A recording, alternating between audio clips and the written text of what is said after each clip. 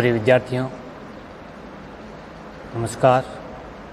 स्वागत है आपका गायत्री कॉलेज सांचौर के डिजिटल प्लेटफॉर्म पर। आज हम पढ़ेंगे क्लास बीएससी थर्ड ईयर के सब्जेक्ट बॉटनी का सेकंड पेपर। आज का हमारा टॉपिक है मिनरल न्यूट्रिशन का 5वां भाग। अभी तक हम मिनरल न्यूट्रिशन, जिसे हिंदी में खनिज पोषण कहते हैं, के बारे में पढ़ रहे हैं। अभी तक खनिज पोषण के बारे में हमने प्रीवियस क्लास में माइक्रो एलिमेंट, जो पादपों के लिए आवश्यक पोषक तत्वों के रूप में जाने जाते हैं, के बारे में पढ़ना प्रारंभ किया था। हमने जिंक और कॉपर के बारे में डिस्कस किया था। इन तत्वों की कमी के कारण पादपों में कौन से रोग होते हैं, क्या प्रभाव पड़ता है, न्यूनता के लक्षण क्या होते हैं, उनके कार्य क्या होते हैं। प्रिय विद्यार्थियों, इससे पहले हमने विभिन्न प्रकार के पोषक तत्वों के प्रकार, उनका आउटलाइन, पौधों में उन तत्वों की स्टडी कैसे की जाए कि ये आवश्यक हैं अथवा अनावश्यक हैं, के बारे में डिस्कस कर चुके हैं। टॉपिक को पूरा समझने के लिए पहले वाले अपलोड किए गए वीडियो को ज़रूर देखें, ताकि टॉपिक पूर्ण रूप से समझ में आ जाए। तो आइए प्रारंभ करते हैं आज का टॉपिक, जिसके अंतर्गत पढ़ेंगे माइक्रो एलिमेंट के अन्य तत्व। आज का टॉपिक का एलिमेंट है मैग्नीज, जिसे सिंबल के रूप में Mn से लिखा जाता है। मैग्नीज का सोर्स मूल रूप से मृदा में उपस्थित या मृदीय एमएन है। मृदा में पाए जाने वाला मैग्नीज जो एस के रूप में होता है या यौगिक के रूप में होता है। मुख्य रूप से ये ऑक्साइड रूप में मृदा में उपस्थित होता है। ये दो रूप में सबसे ज़्यादा रूप में दिखता है, मैग्नीज ऑक्साइड और मैग्नीज डाइऑक्साइड। तो मैग्नीज के ऑक्साइड मृदा के अंदर उपस्थित होता है और वहीं से पादप को प्राप्त होते हैं। जब हम अवशोषण की बात करें कि मृदा से मैग्नीज का अवशोषण किस रूप में होता है, तो मैग्नीज ऑक्साइड पादप को सामान्य रूप से अवेलेबल होता है। पादप इसी रूप में इसका सबसे ज़्यादा अवशोषण करता है। लेकिन मैग्नीज डाइऑक्साइड यदि प्रेजेंट है तो पादप इसका अवशोषण नहीं कर सकता। मैग्नीज मृदा में पाई जाने वाली विभिन्न प्रकार की एक्टिविटी की फलस्वरूप कम उपलब्ध होता है या अधिक उपलब्ध होता है। मैग्नीज +2+ का है, वो ऑटो ऑक्सीडेशन के फलस्वरूप उत्पन्न होने वाली हाई पीएच यानी उच्च पीएच की उपस्थिति में MnO2 में बदल जाता है। जब कम पीएच होती है अथवा अम्लीय या अम्लीयता ज़्यादा होती है, उस स्थिति में वो Mn के रूप में, Mn2+ के रूप में पाए जाने के कारण पादप को आसानी से उपलब्ध होता है। लेकिन हाई पीएच अथवा 7.0 से पीएच ज़्यादा होती है, तब MnO2 बन जाता है, फलस्वरूप पादप को उपलब्ध नहीं होता। इसकी रिवर्स प्रोसेस क्या होती है कि केमिकल अथवा बायोलॉजिकल रिडक्शन हो जाता है। पहले क्या हुआ था, ऑक्सीडेशन, अब क्या हो रहा है, रिडक्शन हो रहा है। तो Mn वापस Mn2+ में बदल जाता है, फलस्वरूप इजी वे से अवेलेबल हो जाता है। लेकिन ज़्यादा ही अम्लीयता हो जाती है, जब पीएच का मान 3 से कम हो जाता है, उस स्थिति में मैग्नीज का अवशोषण अगेन नहीं हो पाता। एक अन्य प्रोसेस के अनुसार 2+ बायोलॉजिकल ऑक्सीडेशन के फलस्वरूप 3+ में बदल जाता है, ऑक्सीडेशन अगेन हो गया। उस कंडीशन में वो ऑक्साइड की अवस्था में पाया जाता है, तो Mn2O3 रूप में, ट्राई ऑक्साइड के रूप में प्रेजेंट होता है। अगेन पादप इसका अवशोषण नहीं होता। लेकिन ये वापस रिडक्शन के द्वारा, कौन सी रिडक्शन, बायोलॉजिकल अथवा केमिकल रिडक्शन के द्वारा अथवा डिसम्यूटेशंस के द्वारा वापस Mn2+ में बदल जाता है, या फिर Mn+4 में बदल जाता है। तो Mn इस रूप में +4 के रूप में है, इसमें 3+ के रूप में है, इसमें 2+ के रूप में है, यहाँ पर 4+ के रूप में है। तो जब सामान्य मैग्नीज 2+ ऑक्सीडेशन के रूप द्वारा या तो 3+ में बदलेगा या फिर 4+ में बदल जाएगा। 3+ और 4+ अवस्था के अंतर्गत इसका अवशोषण नहीं होता, लेकिन रिडक्शन के द्वारा इसका भी रिडक्शन होगा, अपचयन होगा, इसका भी अपचयन होगा, तो 2+ में बदल जाएगा और 2+ के रूप में इसका अवशोषण आसानी से हो सकता है। मैग्नीज 2+ ऑक्सीजन के साथ मिलकर क्या बनाएगा, मैग्नीज ऑक्साइड, और मैग्नीज ऑक्साइड का सबसे ज़्यादा पादप के द्वारा अवशोषण होता है। मैग्नीज के अवशोषण को पढ़ने के पश्चात हम पढ़ते हैं इसका कार्य क्या होता है, फंक्शंस क्या होते हैं। सबसे पहला फंक्शंस, ये कॉपर की तरह पादपों में पाई जाने वाली विभिन्न प्रकार की उपापचयी क्रियाओं में इलेक्ट्रॉन स्थानांतरण हेतु प्रयुक्त होता है, इलेक्ट्रॉन ट्रांसफर में। एक हार्मोन होता है प्लांट रेगुलेटर, जो वृद्धि प्रेरक होता है, indole 3 acetic acid, indole 3 acetic acid. इस हार्मोन का संश्लेषण होता है जिंक की उपस्थिति में, लेकिन मैग्नीज की उपस्थिति में ये हार्मोन विघटित होना प्रारंभ हो जाता है। पादपों में यदि मैग्नीज की सांद्रता ज़्यादा पाई जाती है तो इंडोल एसिटिक एसिड का विघटन होना प्रारंभ हो जाता है, जिसके फलस्वरूप इस हार्मोन के द्वारा संपन्न होने वाले कार्य रुक जाते हैं, पादप की वृद्धि रुक जाती है।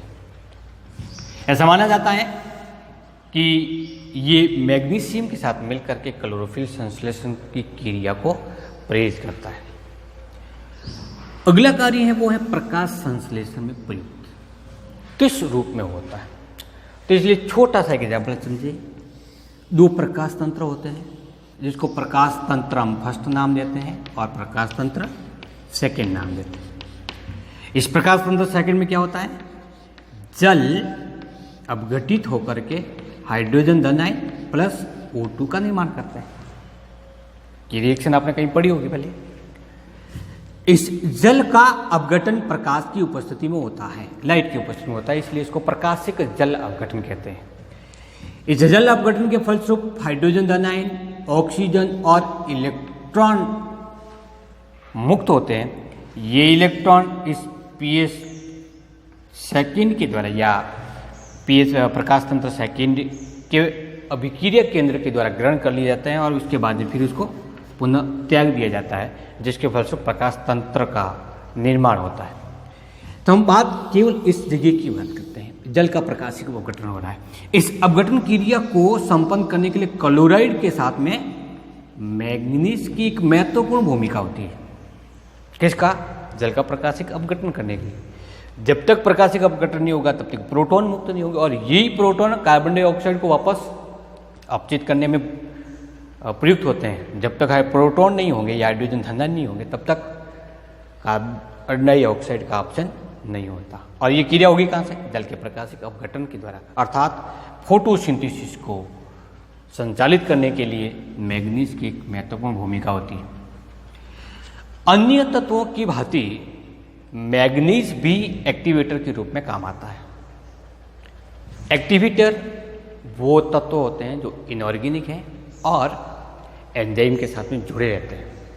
वो एंजाइम की क्रिया को बढ़ाने का कार्य करता है, सबस्ट्रेट को जोड़ने का कार्य करता है, बने हुए उत्पाद को हटाने का कार्य करता है, सक्रिय स्थल को मुक्त रखता है, जिसके फलस्वरूप अभिक्रिया फास्ट हो जाती है। ऐसे रोल इस सक्रियक एलिमेंट के होते हैं। तो एक्टिवेटर के रूप में काम करने के कारण एंजाइम के लिए महत्वपूर्ण होता है। कौन कौन से एंजाइम है? पहला है beta carboxylase, nitrate reductase, malic dehydrogenase, peroxidase and oxalosuccinic dehydrogenase जैसे कुछ एंजाइम हैं जिनमें एक्टिवेटर के रूप में मैग्नीज प्रयुक्त होता है।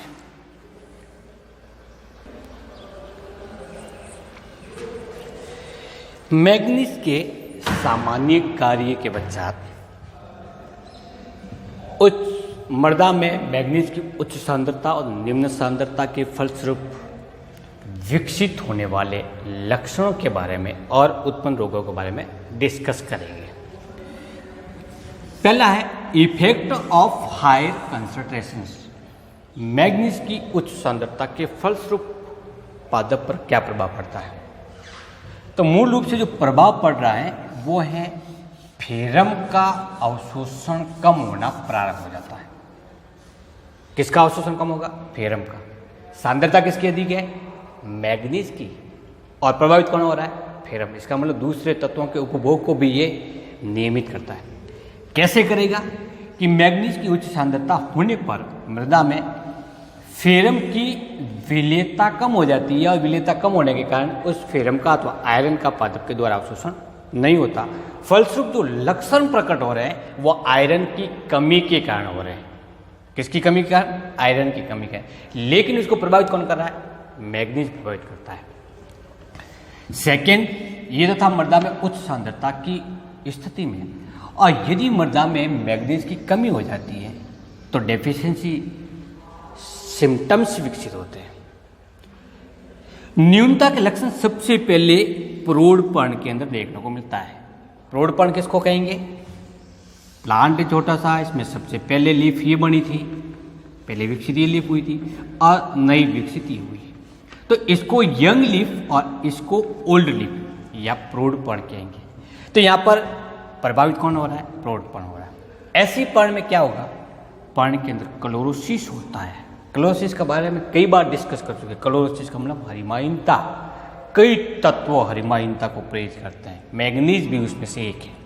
अब हरिमाहीनता उत्पन्न हो रही है अर्थात क्लोरोफिल विघटित हो रहा है, तो उस क्लोरोफिल के कारण जो हरा रंग उत्पन्न हो रहा था वो हरा रंग नहीं आएगा, उसके स्थान पर दूसरे रंग के धारियाँ, स्पॉट, धब्बे उत्पन्न होना प्रारंभ होता है। तो क्या होगा? क्लोरोसिस और नेक्रोसिस, मृत्यु तक नेक्रोसिस के धब्बे विकसित होना प्रारंभ होता है।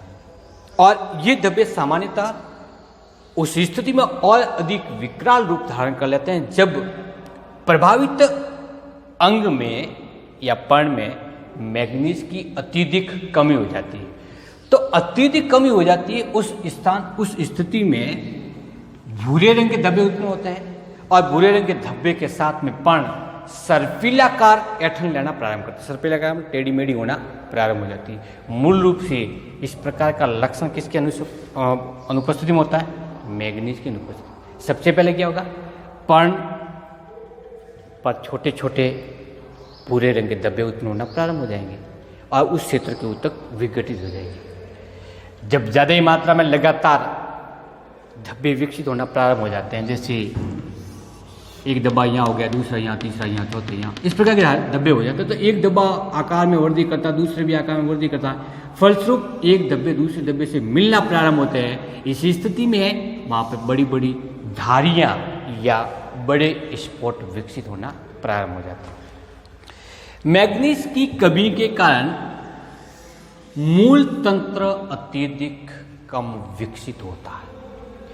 रेशेदार मूल तंत्र युक्त पादप जैसे फसली पादपों में यदि मूल तंत्र ही कम विकसित है तो उस स्थिति में जल का अवशोषण और खनिज लवणों का अवशोषण होगा ही नहीं, तो पादप की ग्रोथ होना संभव नहीं होती।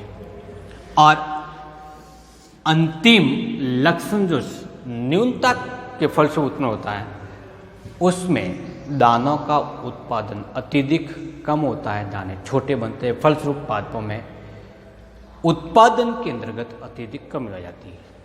तो ये कुल 6 लक्षण जो कि मैग्नीज की न्यूनता के फलस्वरूप उत्पन्न होते हैं। हम पौधों के अंतर्गत विकसित होने वाले लक्षण, उसकी विकृति जो उत्पन्न होती है, विकृति का उसके आकार में सामान्य रूप से परिवर्तन होना, ऐठन उत्पन्न होती है, तो हम उनको देख करके पता लगा सकते हैं कि ये इस पोषक तत्व की कमी के कारण हो सकता है। मैग्नीज की कमी के कारण मुख्य रूप से रोग उत्पन्न होते हैं। तो कई प्रकार के रोग पादपों के अंदर विकसित होते हैं, जिसमें जौ है, जई है, गेहूँ है, चुकंदर है, मटर है, इत्यादि प्रकार के पौधों के अंदर लक्षण उत्पन्न होते हैं। जो इम्पोर्टेंट है, हम 2 रोगों के बारे में डिस्कस कर रहे हैं। पहला रोग है वो Mars spot disease of P. किसमें पाया जाएगा? पी, मटर के अंतर्गत होता है।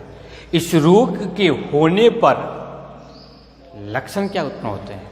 लक्षण देखिए, कॉटिलिडन अथवा बीजपत्र की सतह पर भूरे रंग के या काले रंग के धब्बे विकसित होंगे और धब्बों के साथ में गड्ढे बनना प्रारंभ हो जाते हैं। किसमें? बीजपत्र में खोखली काले रंग की या भूरे रंग के धब्बे विकसित होना प्रारंभ हो जाते हैं।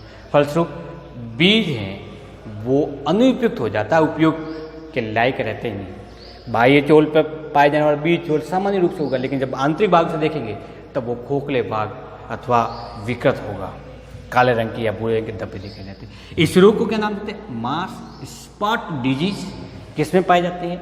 मटर के अंतर्गत होता है। दूसरा जो पॉपुलर डिजीज मैग्नीज की न्यूनता के फल से उत्पन्न होती है वो है grey speck disease. Grey speck disease किसमें होती है? मुख्य रूप से जई में होती है, जौ में होती है, गेहूं भी प्रभावित होता है, मक्का भी प्रभावित होता है। इसका नाम मोनोकोटिलिडन के अनाज जितने भी हैं वो इस रोग से सबसे ज़्यादा प्रभावित होते हैं। इस रोग में क्या होगा? वो रोग के अंतर्गत पर्ण पर या तने पर मटमेली धारियां विकसित होती हैं। क्लोरोसिस के कारण हरिमाहीन धब्बे विकसित होते हैं जो मुख्य रूप से भूरे रंग के होते हैं, और ये धारियां धब्बों के मिलने के बाद में होती है। लक्षण कब प्रकट होता है? किसका? ग्रे स्पेक का। तो जब प्लांट विकसित होता है सबसे पहले जो पर्ण निकलती है उसको कॉटिलिडन्स पर्ण कहते हैं। कॉटिलिडन्स पर्ण के बाद में सबसे पहले प्राथमिक प्रकार की सामान्य पर्ण निकलती है, इसको प्रथम पर्ण नाम लेंगे। कॉटिलिडन पर्ण और सामान्य पर्ण के अंदर अंतर होता है संरचना के अंतर्गत, तो इसको नाम कौन सी देंगे? फर्स्ट पर्ण। उसके बाद में विकसित होगी वो कौन सी होगी? सेकेंड पर्ण। उसके बाद में विकसित होगी वो कौन सी होगी? थर्ड पर्ण। तो इस प्रकार की सीरियल कंडीशन चलती रहेगी। तो जो मुख्य लक्षण प्रकट हो रहे हैं वो तीसरी और चौथी पर्ण के अंतर्गत होता है, पहली और दूसरी कोई प्रभावित नहीं होती। तीसरी और चौथी पर्ण तक पादप है वो नवोद्भिद के रूप में ही रहता है। तीसरी और चौथी पर्ण अर्थात नवोद्भिद प्रभावित होने के कारण पादप शीघ्रता से नष्ट होना प्रारंभ होता है, तो प्लांट विकसित हुए ही नहीं, उससे पहले ही वो समाप्त हो जाता है। इस रोग को नाम देते हैं ग्रे स्पेक रोग। सबसे पहले ऊपरी भाग विकटित हो जाता है। क्योंकि ये धान के अंदर सबसे अधिक पाया जाता है, इसलिए इसकी उत्पादकता सीधे तौर पर प्रभावित होती है, उत्पादन कम होता है, नुकसान ज़्यादा होता है। तो ये 2 प्रकार के रोग जो पॉपुलर है मैग्नीज की कमी के उत्पन्न होते हैं के बारे में हमने डिस्कस किया। अब प्रश्न ये आता है कि जब मृदा के अंदर मैग्नीज की कमी हो जाती है उसी स्थिति में उसमें सुधार किया जाए, कैसे ट्रीटमेंट की जाए, किसका ट्रीटमेंट किया जाए और कितना किया जाए कि मृदा के अंतर्गत मैग्नीज की कमी हो जाती है। तो सामान्य तौर पर अम्लीयता में परिवर्तन या पीएच में परिवर्तन होता है, तो उस स्थिति में इसका अवशोषण ऑटोमेटिक रूप से कम हो जाता है। तो हम क्षारीयता को थोड़ा कम करके इसकी अवशोषण की दर को हम बढ़ा सकते हैं। पहला उपचार ये। दूसरा उपचार, यदि मृदा के अंदर मैग्नीशियम है ही नहीं तो हम क्या कर सकते हैं? मैग्नीज सल्फेट MnSO4 का 0.5% सॉल्यूशन को बनाते हैं और उस सॉल्यूशन को किस हिसाब से स्प्रे करते हैं? 15 से 20 किलोग्राम मैग्नीशियम सल्फेट प्रति हेक्टर की दर से हम छिड़काव कर देते हैं, स्प्रे कर देते हैं, जिसके फलस्वरूप मृदा में और पादपों में मैग्नीज की कमी कंप्लीट हो जाती है। तो विद्यार्थियों, इस प्रकार से आज के इस टॉपिक में हमने डिस्कस किया है मैग्नीज के बारे में। आशा है कि आपको ये टॉपिक समझ में आ चुका होगा। बोर्ड पर दिख रहे पॉइंट के हिसाब से आप नोट्स भी आसानी से बना सकते हैं। अगले वीडियोज में हम डिस्कस करेंगे बोरॉन के कार्य और उससे उत्पन्न होने वाले रोगों के बारे में। नमस्कार।